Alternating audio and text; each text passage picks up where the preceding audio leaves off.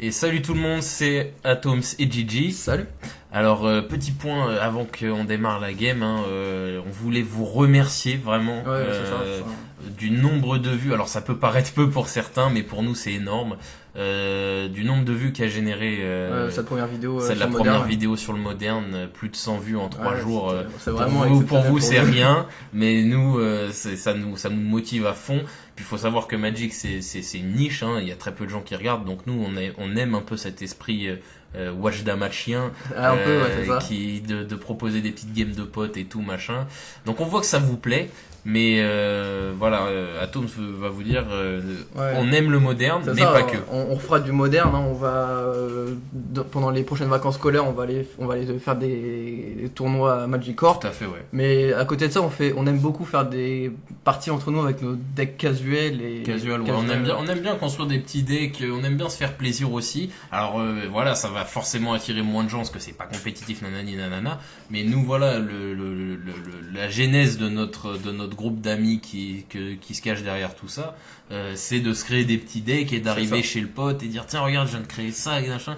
Et je trouve que c'est une bonne idée de vous les présenter, nos petites créations personnelles. Ça sort un peu des decks qu'on a l'habitude de voir Voilà, tous les jours au archétype, moderne. voilà, c'est clairement moins opti, mais voilà. C'est sûr, c'est pas compétitif non plus, mais c'est toujours intéressant à regarder. Voilà, donc voilà, on voulait juste vous faire cette petite précision. On vous laisse avec la suite du BO qui s'annonce explosif. Exact. Et puis explosive, et puis on vous dit à la semaine prochaine. À la semaine prochaine. Salut tout le monde. Salut.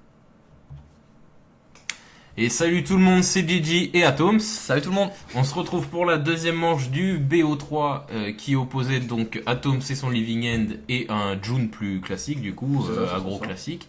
Donc c'est la deuxième manche. On va essayer, Atoms et moi, de pas vous spoiler la première manche dans ce commentaire. Si vous l'avez pas vu. Si vous l'avez pas vu, n'hésitez pas tout à fait à aller la voir avant de regarder cette vidéo. Donc vous avez sidé ? On a sidé et là je mulligan.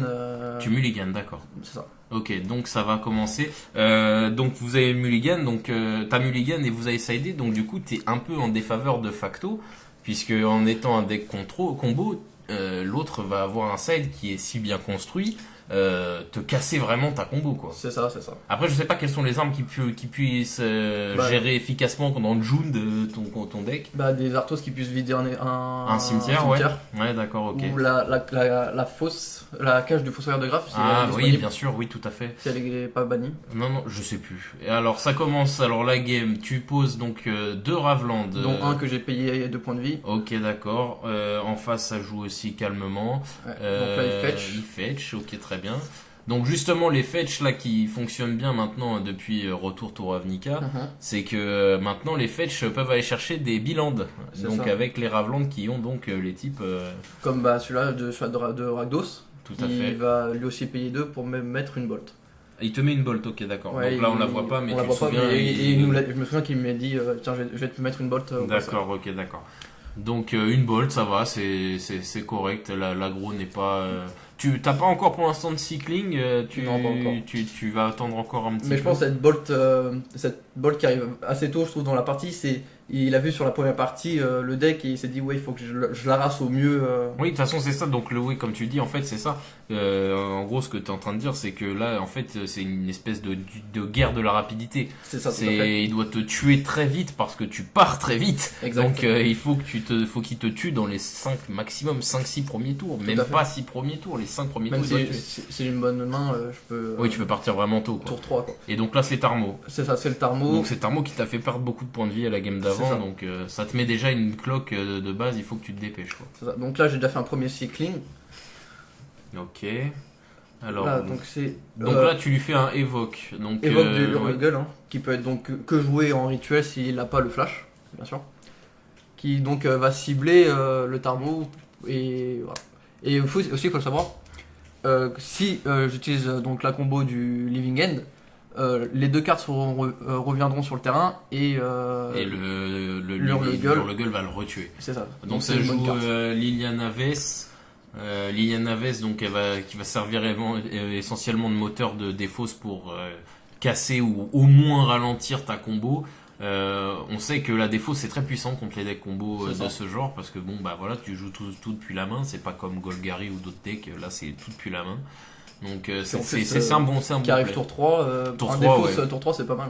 Puis récurremment quoi. Donc là déjà là t'as même plus une cloque en termes de points de vie, t'as une cloque avant de plus avoir de main. C'est ça. Donc il faut que tu te dépêches. Bah, on voit que j'ai même déjà jeté un de mes démarreurs de combo, hein, le rituel pour 3, qui empêche en effet une De créature de bloquer bloquer. quelqu'un, ouais.